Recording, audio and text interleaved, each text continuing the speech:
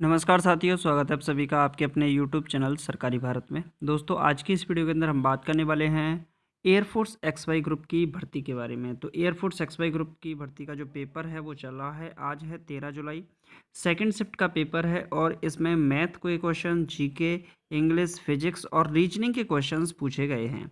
तो XY group दोनों बहुत स्टूडेंट्स के लिए मैं आपके लिए लेकर आया हूँ, एनालिसिस लेके आया हूँ कौन कौन से क्वेश्चंस पेपर में पूछे गए हैं। ये सभी क्वेश्चंस व्हाट्सएप स्टूडेंट्स के द्वारा व्हाट्सएप पर भेजे गए क्वेश्चन हैं। अगर आप भी भेजना चाहते हैं तो कमेंट बॉक्स में लिख दीजिएगा कि सर ये क्वेश्चन आए थे।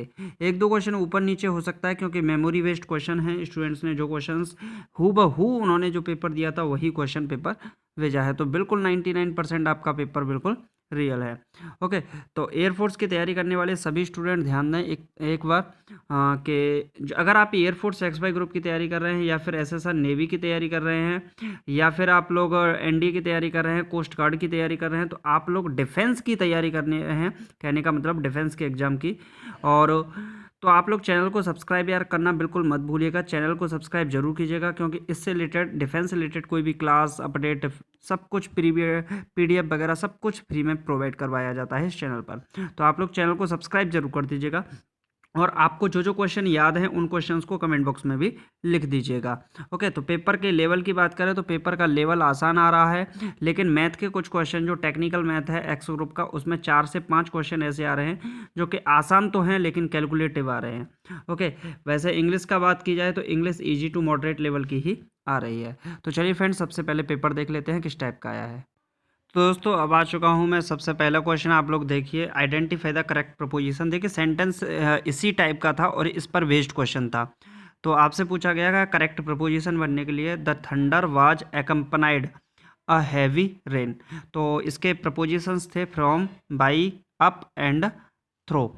तो इसका सही जो जवाब है वो है एकम्पनीड बाई। एकम्पनीड बाई का मतलब होता है साथ में। क्या होता है? एकम्पनी। एकम्पनीड बाई का मतलब होता है साथ में। तो एकम्पनाइड के बाद वाई ही प्रपोजिशन यूज किया जाता है। चलिए नेक्स्ट क्वेश्चन देख लेते हैं। तो एक मिसेस स्पेल्ट आया था, तो choose the Mrs spelt disparity DISPARIT by ILLUSIUN EINEVITAVLE और MIDDLE। तो डिस्पैरिटी की स्पेलिंग यहाँ पर गलत है। इल्यूजन का मतलब होता है माया, भ्रम, इंद्रजाल जैसे बोलते हैं। इनअवॉइडेबल का मतलब होता है अथक एक तरीके से। मिडिल का मतलब मध्य। डिस्पैरिटी का मतलब होता है असमानता। क्या होती है? असमानता। तो डिस्पैरिटी की स्पेलिंग यहाँ पर गलत है, तो यही आपका सही जवाब होगा, ऑप्शन नंबर ए। चलिए नेक्स्ट क्वेश्चन देख लेते हैं दोस्तों। तो जो नेक्स्ट क्वेश्चन है वो identify the antonyms of the given word. यानी कि आपसे जो विलोम शब्द है वो पूछा गया था, एंटीनोम पूछा गया था। देखिए ऑप्शन में एक दो क्वेश्चन ऊपर नीचे हो सकते हैं, बाकी सभी क्वेश्चंस ऐसे ही हैं। आपसे पूछा गया है एम्बेलिश। एम्बेलिश का मतलब होता है किसी चीज़ को सजा देना। क्या होता है? सजा देना, डेकोरेट कर देना एक तरीके से। तो इसके लिए जो एंटीनोम यूज होगा वो होगा डिसफिगर। फिगर किसी की चीज़ का है और आप उसमें आगे डिस लगा दो तो यानी कि उसका क्या हो जाएगा? डिसफिगर। तो उसकी आकृति का बदल जाना, यानी कि सजे हुए को बिगाड़ देना एक तरीके से। तो डिसफिगर इस सवाल का क्या होगा? सही जवाब होगा एम्बेलिश का। चलिए नेक्स्ट क्वेश्चन देख लेते हैं दोस्तों। नेक्स्ट क्वेश्चन क्या है? One word substitutions. यहाँ पर भी अनेक शब्दों के लिए एक शब्द, इसका प्रयोग बहुत ज़्यादा किया जाता है। वन वर्ड सब्स्टिट्यूशन आया था आज के पेपर में, अ वेल एक्सपीरियंस्ड पर्सन। अ वेल एक्सपीरियंस्ड पर्सन का मतलब होता है एक तरीके से अनुभवी व्यक्ति। क्या होता है? अनुभवी व्यक्ति होता है वेल एक्सपीरियंस्ड पर्सन का मतलब। तो वाइज का मतलब होता है बुद्धिमान व्यक्ति। अब देखिए बुद्धिमान और अनुभवी का कोई मेल खा रहा है? बुद्धिमान है तो जरूरी थोड़ी है वो अनुभवी हो। चलिए नेक्स्ट है इंटेलिजेंट। इंटेलिजेंट का भी है बुद्धिमान। ओल्ड का मतलब बूढ़ा आदमी एक तरीके से। तो बूढ़ा आदमी जरूरी है अनुभवी हो हर चीज़ का। तो लेकिन वीटरन का मतलब होता है अनुभवी व्यक्ति। वीटरन, VETERAN, वीटरन का मतलब होता है अनुभवी व्यक्ति। तो ऑप्शन नंबर डी इस सवाल का सही जवाब होगा। A well experienced person is called veteran. चलिए नेक्स्ट क्वेश्चन देख लेते हैं दोस्तों। नेक्स्ट क्वेश्चन है सिनोनिम से रिलेटेड प्रश्न पूछा गया है। तो identify the synonym of the given word. Jest का सिनोनिम क्या होगा? जेस्ट का मतलब होता है उत्साह। उत्साह होता है उत्सुक किसी चीज का। डिस्टेट का मतलब घृणा और प्लेजर का मतलब होता है आनंद, खुशी, उत्साह। तो सिनोनिम पूछा गया है पर्यायवाची, तो इसका मतलब जेस्ट का हो जाएगा प्लेजर। प्लेजर, उत्साह, आनंद, खुशी।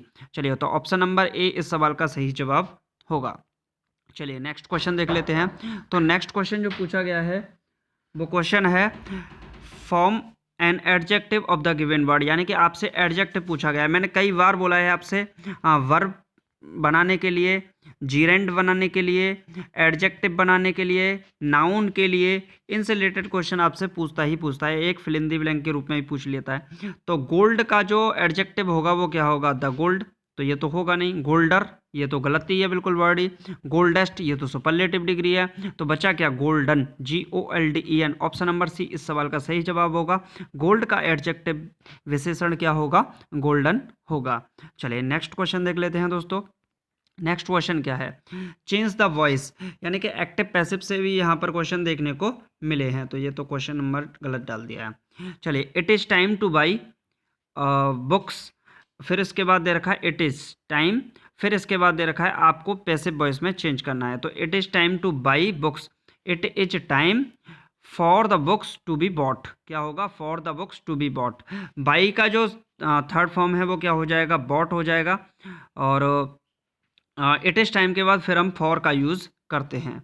चलिए नेक्स्ट क्वेश्चन की ओर देख लेते हैं। तो नेक्स्ट क्वेश्चन है, यहाँ पर कुछ क्वेश्चंस जो रागा के क्वेश्चंस थे उसमें कुछ क्वेश्चंस यहाँ पर जीके और रीजनिंग के भी और फिजिक्स के भी क्वेश्चन देखने को मिले हैं। तो नेक्स्ट क्वेश्चन पूछा गया था, बेरी बेरी रोग किसकी कमी से होता है? देखिए, जो विटामिन ए होता है इसकी कमी से होता है रतौंधी नामक रोग। कौन सा होता है? रतौंधी नामक रोग होता है विटामिन ए की कमी से, जो आँखों में कमी आती है उसको। इसके बाद होता है विटामिन बी, बी का मतलब होता है बेरी बेरी रोग। क्या होता है? बेरी बेरी रोग होता है जो विटामिन बी की कमी से होता है। विटामिन सी की कमी से होता है स्कर्वी रोग। कौन सा होता है? स्कर्वी रोग विटामिन सी की कमी से होता है। तो आपसे पूछा गया था बेरी बेरी रोग किस कमी वेरी वेरी रोग किसकी कमी से होता है? तो ये होता है विटामिन बी की कमी से। तो ऑप्शन नंबर बी इस सवाल का सही जवाब होगा, विटामिन बी की कमी से होता है। अब यहाँ पर आपसे पूछ सकता है विटामिन डी की कमी से क्या होगा? तो विटामिन डी की कमी से होता है रिकेट्स नामक रोग होता है। कौन सा होता है? विटामिन डी की कमी से होता है रिकेट्स नामक रोग होता है। इसी प्रकार से आपसे विटामिन के बारे में पूछ सकता है। तो विटामिन के कारण होता है खून का थक्का जमना, खून का थक्का न जमना, यह आपका विटामिन के कारण होता है। तो इनमें से कोई ना कोई क्वेश्चन आपसे पूछ सकता है। और विटामिन शब्द की खोज किसने की? तो ये भी क्वेश्चन आपसे पूछ सकता है। तो विटामिन शब्द की खोज 1911 में फंक नामक वैज्ञानिक ने की थी। आपसे पूछ सकता है इनके केमिकल नेम भी पूछ सकता है। तो विटामिन ए का जो नाम होता है विटामिन ए, बी और सी। तो सी का होता है एस्कॉर्बिक एसिड, ठीक। विटामिन बी का होता है थायमिन, और विटामिन ए का आप लोग कमेंट बॉक्स में बताइएगा। चलिए नेक्स्ट क्वेश्चन देख लेते हैं दोस्तों। तो नेक्स्ट क्वेश्चन क्या है? नेक्स्ट क्वेश्चन पूछा है स्वतंत्र भारत का प्रथम गवर्नर जनरल कौन था? देखिए, स्वतंत्र भारत के प्रथम गवर्नर जनरल के बारे में बात करें तो पिछला जो कल का पेपर हुआ था वहाँ भी स्वतंत्र भारत के प्रथम प्रधानमंत्री, विदेश मंत्री, इनसे रिलेटेड प्रश्न पूछे गए हैं। तो यानी कि आज भी पूछे जा रहे हैं, अगली शिफ्टों में भी आपसे इससे रिलेटेड प्रश्न पूछे जाएंगे। तो सबसे पहले चेक कर लेते हैं स्वतंत्र भारत के प्रथम गवर्नर जनरल कौन थे। तो देखिए, माउंटेबेटन योजना थी, 3 जून को ये भारत में आई थी। माउंटेबेटन योजना, इसके तहत ही भारत को आज़ाद किया गया था। तो लॉर्ड माउंटेबेटन स्वतंत्र भारत के प्रथम गवर्नर जनरल थे। अगर आपसे यही प्रश्न पूछता कि स्वतंत्र भारत के प्रथम गवर्नर कौन है, तो ये होते सी राजगोपालचारी। लेकिन आपसे पूछा है गवर्नर जनरल, तो लॉर्ड माउंटबेटन इसका सही जवाब होगा। अब आपसे क्वेश्चन पूछ सकता है कि भारत के पहले प्रधानमंत्री कौन थे? तो पंडित जवाहरलाल नेहरू भारत के पहले प्रधानमंत्री थे, और यही पहले भारत के विदेश मंत्री भी बने थे। यानी कि जो फॉरेक्स का काम होता था, विदेश का काम होता है, वो भी विदेश मंत्रालय भी इनके पंडित जवाहरलाल नेहरू के हाथ में ही था। आपसे पूछ सकता है भारत के प्रथम गृह मंत्री कौन थे? तो सरदार वल्लभ भाई पटेल भारत के पहले गृह मंत्री थे। आपसे पूछ सकता है भारत का पहला रक्षा मंत्रालय किसके हाथ में था? अगर रक्षा मंत्रालय डिफेंस की बात करें तो ये आपका बलदेव सिंह के हाथ में था। किसके हाथ में था? बलदेव सिंह भारत के पहले रक्षा मंत्री थे। आपसे पूछ सकता है भारत के पहले प्रधानमंत्री हो गए, होम मिनिस्टर हो गए, रक्षा मंत्री हो गए। इसके बाद आपसे पूछ सकता है भारत के पहले राष्ट्रपति कौन थे? तो डॉक्टर राजेंद्र प्रसाद भारत के पहले राष्ट्रपति थे। तो इनसे रिलेटेड क्वेश्चन भी आपसे पूछ सकता है। आपसे पूछ सकता है भारत के पहले शिक्षा मंत्री कौन थे, तो भारत के पहले शिक्षा मंत्री थे मौलाना अबुल कलाम आज़ाद। कौन थे? मौलाना अबुल कलाम आज़ाद भारत के पहले शिक्षा मंत्री थे। इनसे रिलेटेड प्रश्न आपसे पूछ सकता है। यहाँ पर ऑप्शंस में दे रखा है डॉक्टर भीमराव अंबेडकर। तो डॉक्टर भीमराव अंबेडकर ये भारत के पहले कानून मंत्री थे। कौन थे? भारत के पहले कानून मंत्री कौन थे? डॉक्टर भीमराव अंबेडकर थे। और इनका जो समाधि स्थल है ये है चित्रा भूमि। कौन सा है? चित्रा भूमि। इससे रिलेटेड भी प्रश्न पूछ सकता है। चलिए, तो नेक्स्ट डॉक्टर राजेंद्र प्रसाद की बात करें तो इनका जो समाधि स्थल है ये है महाप्रयाण। कौन सा है? महाप्रयाण डॉक्टर राजेंद्र प्रसाद का समाधि स्थल है। तो ये भी क्वेश्चन आपसे पूछ सकता है। चलिए नेक्स्ट क्वेश्चन देख लेते हैं। नेक्स्ट क्वेश्चन क्या है? ये क्वेश्चन पूछा गया है फुल फॉर्म से रिलेटेड एक क्वेश्चन जरूर पेपर में आता है। सीबीआई प्रदर्शित करता है, यानी कि सीबीआई की फुल फॉर्म क्या होगी? तो इसकी फुल फॉर्म होती है central bureau of investigation. Central bureau of investigation इसकी फुल फॉर्म है। आप लोग बताइएगा सीबीआई के वर्तमान महानिदेशक कौन है? सीबीआई के वर्तमान महानिदेशक कौन बने हैं? और ये अभी चेंज हुए थे, कौन बने हैं? आप लोग कमेंट बॉक्स में बताइएगा। चलिए, तो अब देखते हैं नेक्स्ट क्वेश्चन की ओर। तो नेक्स्ट क्वेश्चन क्या है? नेक्स्ट क्वेश्चन पूछा गया है दोस्तों 2010 कॉमनवेल्थ खेलों का आयोजन कहाँ किया जाना तय हुआ था? ये है नहीं, यहाँ पर होगा था। तो 2010 कॉमनवेल्थ खेलों का आयोजन कहाँ किया जाना तय हुआ था? तो इसका सही जवाब है दिल्ली के अंदर।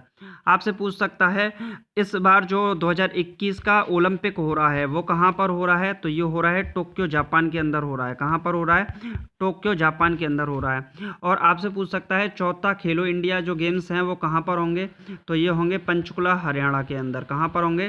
पंचकुला हरियाणा के अंदर चौथे खेलो इंडिया गेम्स का आयोजन किया जाएगा। आपसे पूछ सकता है कि इस बार 2021 के जो यूनिवर्सिटीज़ गेम हैं वो कहाँ पर होंगे? तो ये आपके होंगे कर्नाटक के अंदर। कहाँ पर होंगे?